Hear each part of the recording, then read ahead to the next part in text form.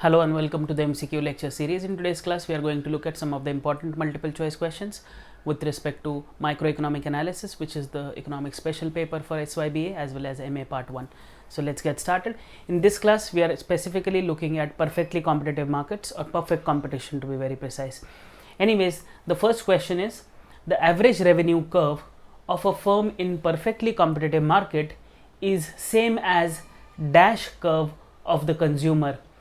And the underlying options are what am I saying here is the average revenue curve is same as which curve of the consumer, whether the consumer supply curve, the consumer's cost curve, the consumer's demand curve, or none of the above. So here in a perfectly competitive market, the average revenue curve is the similar curve which is for consumers demand, and hence option C, demand, is the correct answer. That means if we look at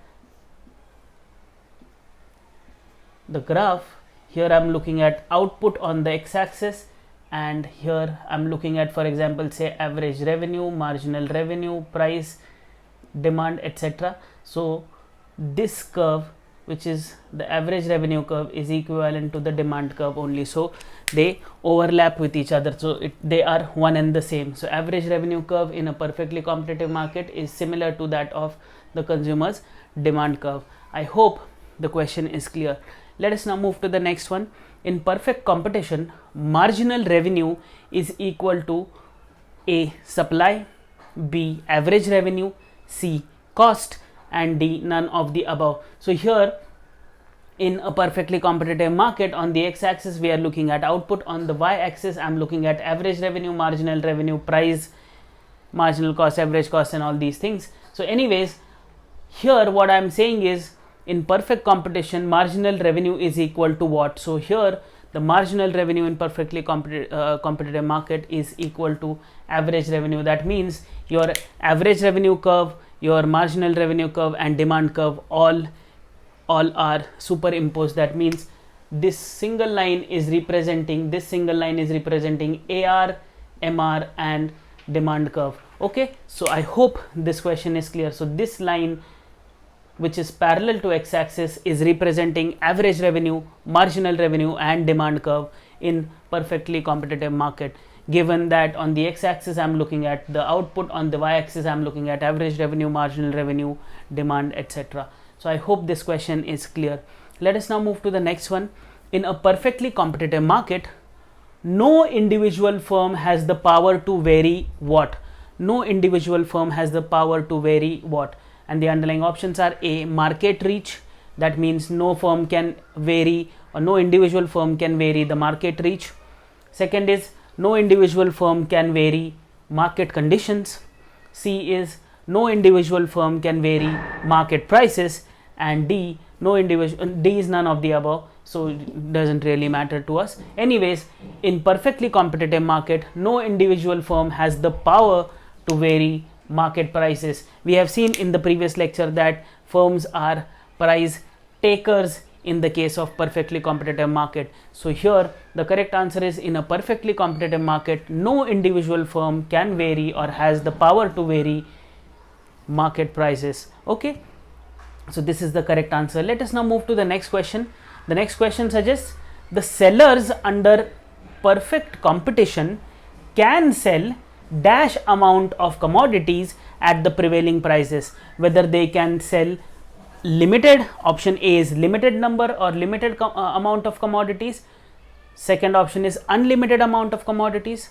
Third is additional units of commodities, or none of the above. So here, since the firms are price takers, that means they do not have any power to determine, or in a sense change or vary the prices in the firm per se, in the market per se. So at whatever prevailing prices in the market, sellers under perfect competition will sell unlimited amounts of commodities. That means option B, unlimited, is the correct answer to this particular question.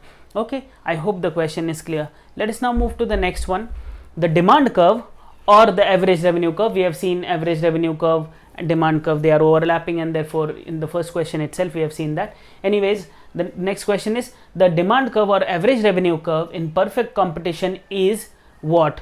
Whether it is A, unitary elastic, whether it is B, perfectly elastic, whether it is C, perfectly inelastic, or D, none of the above. So here in this graph we can see that the average revenue curve or the demand curve in perfectly competitive market is perfectly elastic. Okay, so here option B, perfectly elastic, is the correct answer to this question. In perfectly competitive markets, average revenue curve or demand curve is perfectly elastic. So here the correct answer is option B. I hope this is clear. You can look at the graph here. It's a little small, but anyways you can look at it. It is parallel to x-axis. Okay, given that output is on x-axis and the other parameters like average revenue, marginal revenue, and demand and price are on the y-axis per se. Anyways, the correct answer here was perfectly elastic. Let us now move to the next one. It is talking about the necessary condition for a firm to be in equilibrium position, and the question is framed in this fashion. The necessary condition for a firm to be in equilibrium position is dash. The necessary condition for a firm to be in equilibrium is what?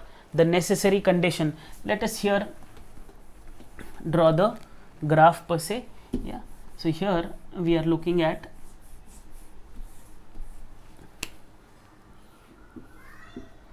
output on x-axis, on y-axis AR, MR, AC, MC. Okay, average revenue, marginal revenue, average cost, marginal cost.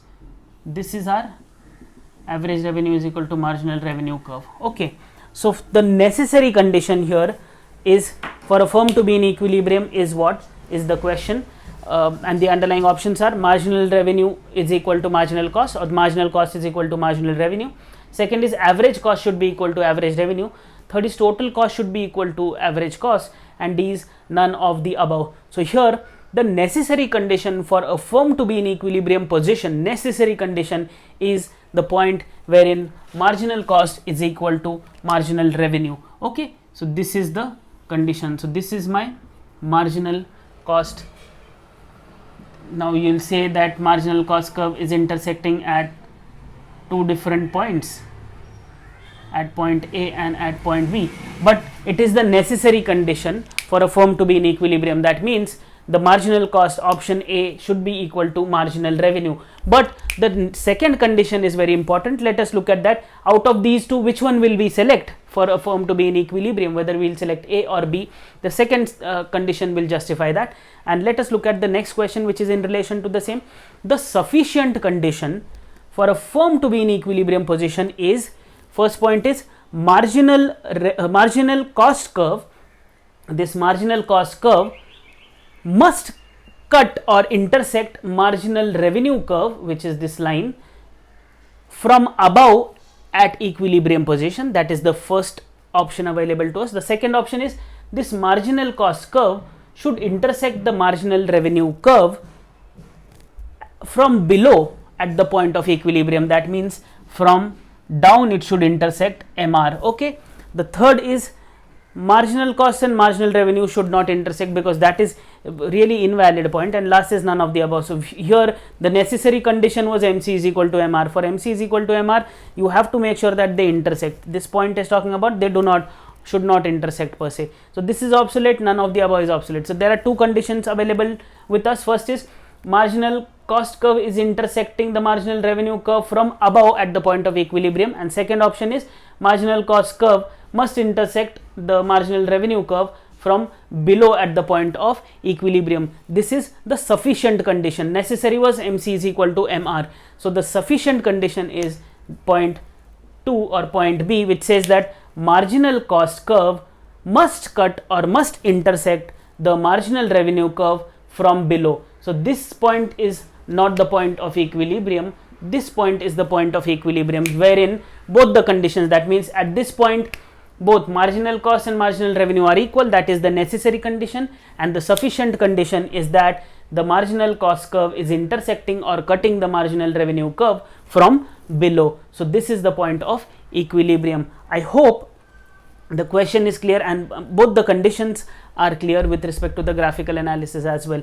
Let us now move to the next question, which is talking about which condition needs to be satisfied for a firm to make supernormal profits. Supernormal profits. For a firm to make supernormal profits, which condition must be satisfied? And the underlying conditions are average revenue should be greater than average cost, and or total revenue should be greater than total cost. Second is average revenue should be equal to average cost, or TR should be equal to TC. The third is average revenue should be less than average cost and total revenue should be less than total cost, and none of the above. So here, for a firm to make supernormal profits, what should be the condition that should be satisfied? So here the correct answer is option A, average revenue should be greater than average cost. That means, come to this graph. Here what is happening is, this is our AR or MR curve, that is this parallel line to x-axis. On x-axis we are looking at output, on y-axis we are looking at marginal cost, average revenue, marginal revenue, and things like that. Anyways, this curve is the marginal cost curve and the other curve is the average cost curve. Now for a firm to be in equilibrium, there are two conditions which we have to satisfy. First is MC should be equal to MR. That means this is marginal cost curve and this is, it is intersecting at point this. So this is the output we are looking at. Okay, let us call this as point E or point of equilibrium. Okay, now this point wherein MC is equal to MR is the point of equilibrium. So here the marginal cost is denoted by this distance, okay, this distance, or alternatively the average revenue is denoted by this distance because it is intersecting, right? So what is the average revenue at this point? Average revenue is given by the distance EQ.